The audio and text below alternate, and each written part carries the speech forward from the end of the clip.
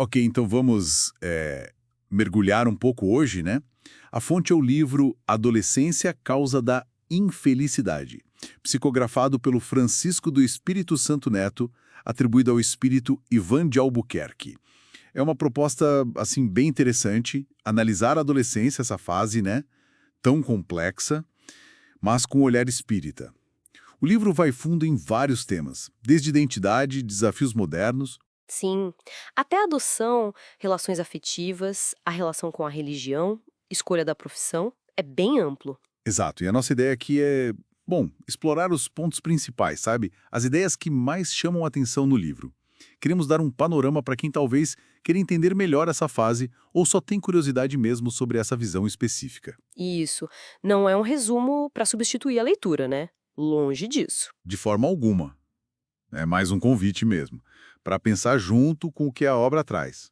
Bom, o ponto de partida do livro é que a adolescência vai além da biologia, da psicologia. Uhum. É vista como uma etapa de transição espiritual mesmo, fundamental. Segundo a doutrina espírita, que está ali na base, é o momento em que o espírito, essa nossa essência que continua, né, começa a retomar sua natureza. Exatamente, é como se as características e aprendizados de outras vidas começassem a vir mais à tona, sabe? Isso. E aí surge essa necessidade grande de orientação, de apoio nessa redescoberta. E essa visão espiritual, ela adiciona uma camada, né, aos desafios que a gente já conhece. O autor espiritual, o Ivan de Albuquerque, ele não está ali para dar uma receita de bolo, um manual perfeito de educação. Não mesmo. Pelo contrário, ele levanta muitas perguntas. Perguntas importantes sobre o papel dos pais, dos educadores, e reconhece o que eu acho muito honesto, a dificuldade que é lidar com esses sentimentos todos, intensos, contraditórios. Tanto nos jovens quanto nos adultos, né? Totalmente. Ser pai e mãe não é fácil mesmo. Pois é. E por isso o diálogo, a conversa aberta, é algo que o livro bate muito na tecla. É essencial. O livro também encara umas questões bem atuais, né? Tipo, a influência da mídia, desse mundo globalizado. Como isso mexe com a formação da personalidade dos jovens. Sim, tem um alerta ali sobre a exposição precoce a certas coisas, como ele chama de apelação sexual. É. E aí ele até cita aquele conselho antigo, né? Que atribuem a Paulo de Tarso. Ver de tudo e ficar com o que for bom. Isso. Reforça demais a necessidade de desenvolver o senso crítico, o discernimento, não engolir tudo. Outro ponto que ele pega é o que chama de epidemia da vaidade. Esse foco exagerado no eu, na imagem. Faz uma diferença importante, né? Entre se cuidar de forma saudável e essa busca meio doentia por validação. Que no fim, paradoxalmente, pode levar a uma solidão imensa, né? Mesmo cercado de gente. A tal solidão em massa. Verdade.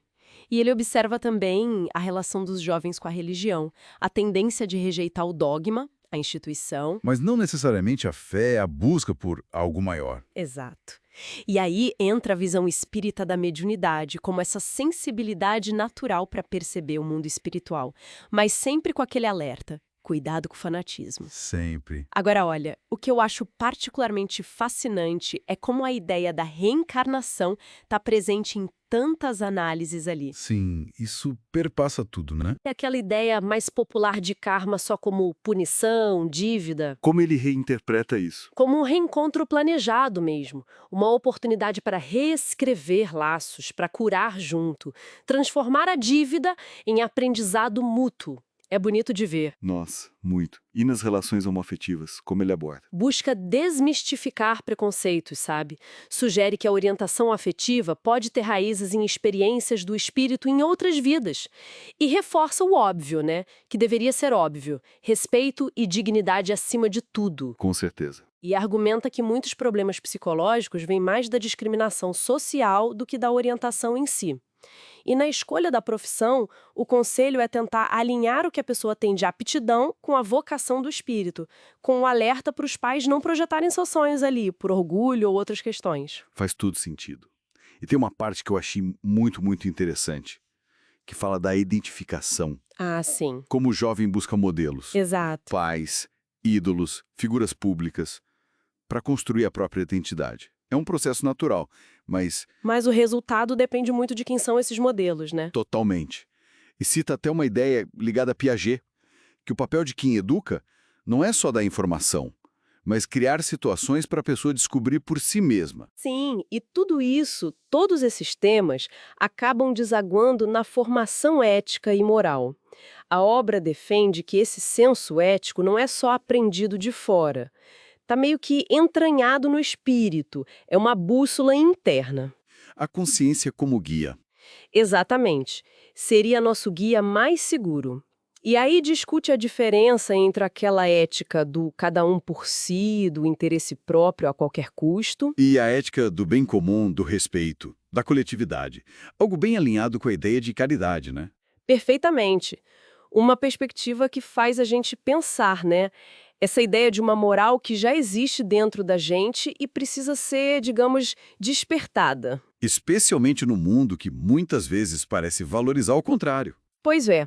E o livro sugere que esse despertar vem da reflexão, do exemplo e, de novo, do diálogo honesto sobre valores, consequências. Não tem fórmula mágica. É um convite constante à responsabilidade, né? Tanto individual quanto coletiva.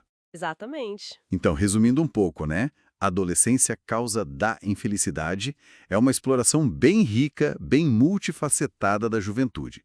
Consegue amarrar bem os fios psicológicos, sociais e principalmente espirituais, pela lente espírita. Isso não dá respostas prontas, mas provoca muita reflexão sobre responsabilidade, sobre o sentido da vida, como essa jornada de aprendizado contínuo. Sem dúvida. Uma leitura que vale a pena para quem quer ir um pouco mais a fundo nessas questões. E para fechar, tem uma metáfora no livro que eu acho ótima. Ele compara a nossa vida aqui na Terra a uma turnê de grande utilidade. Uma turnê?